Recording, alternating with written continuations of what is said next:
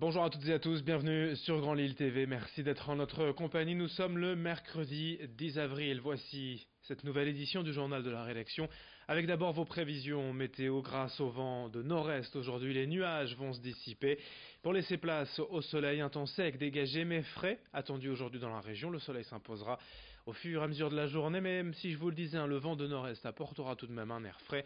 Les températures auront un peu de mal à grimper cet après-midi, avec 12 ou 13 degrés de prévu dans la métropole lilloise. On en reparle bien sûr juste après ce journal.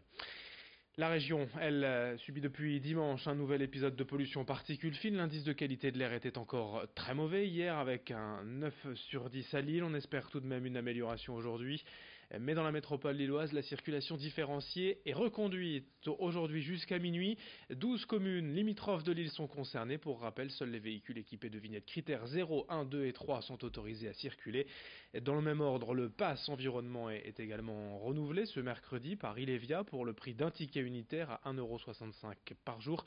Vous pourrez prendre les transports en commun, bus, tramway et métro en illimité toute la journée. L'actualité en images d'abord dans la région, c'est la 117e édition de Paris-Roubaix ce dimanche. Les organisateurs étaient hier en reconnaissance sur le parcours.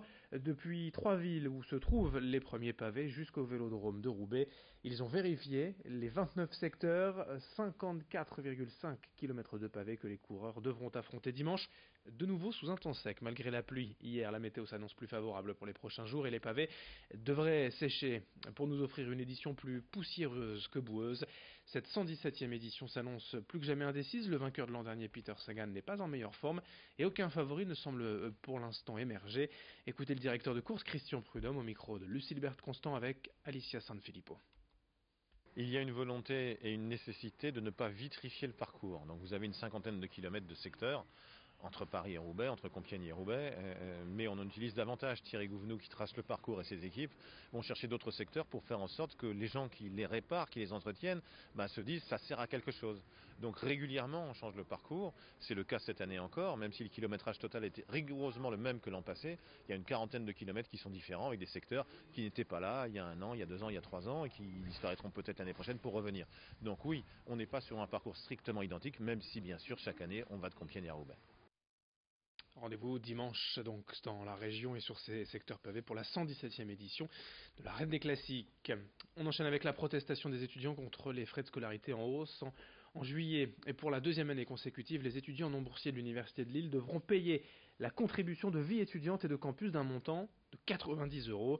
Une somme qui s'ajoute aux frais d'inscription et signe d'un désengagement supplémentaire de l'État, selon la Fédération solidaire étudiant.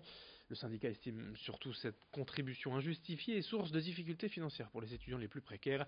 Selon l'université, cette contribution doit permettre d'améliorer la qualité de vie sur le campus en proposant des projets aux étudiants et de l'aide sociale.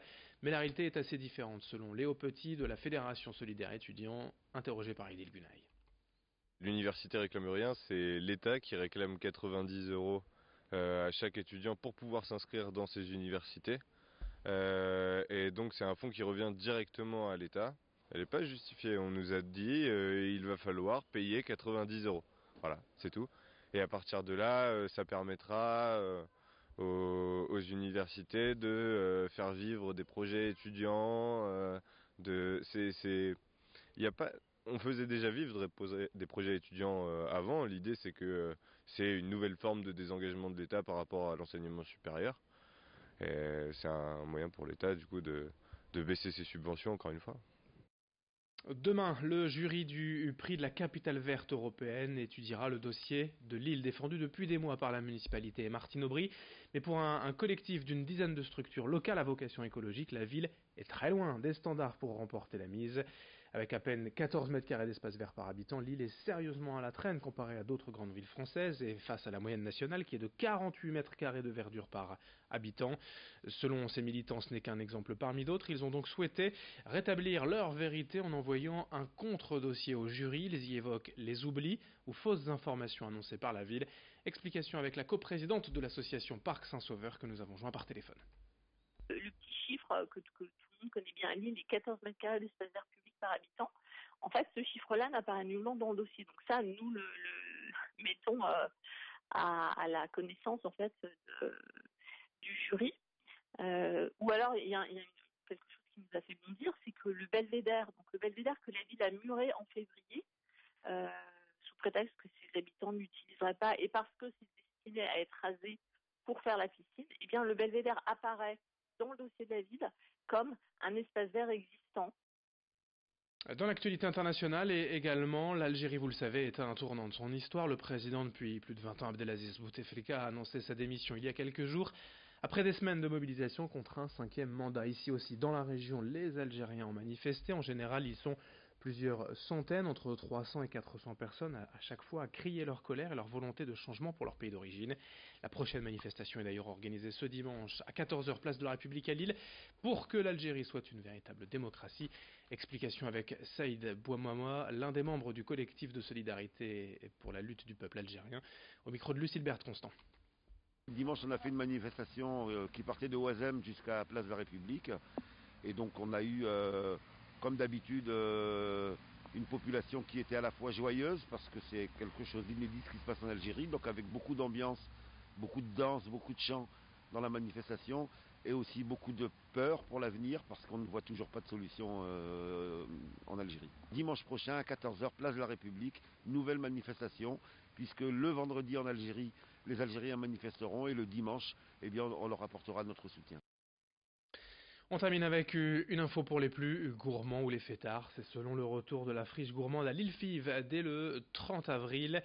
Après une première saison réussie, le food court animé de l'avant-goût à Fivkai revient cette année, et cette fois dès le printemps jusqu'à fin septembre. Au menu 4 corners de street food, un second bar aménagé dans un conteneur maritime, et enfin côté programmation, des marchés de créateurs, des soirées cinéma en plein air ou encore des compétitions sportives. On en reparlera d'ici la fin du mois. Le retour de la friche gourmande à l'Île-Five dans quelques jours dès le 30 avril. On ne manquera pas bien sûr d'aller sur place pour découvrir les quelques nouveautés de cette deuxième saison.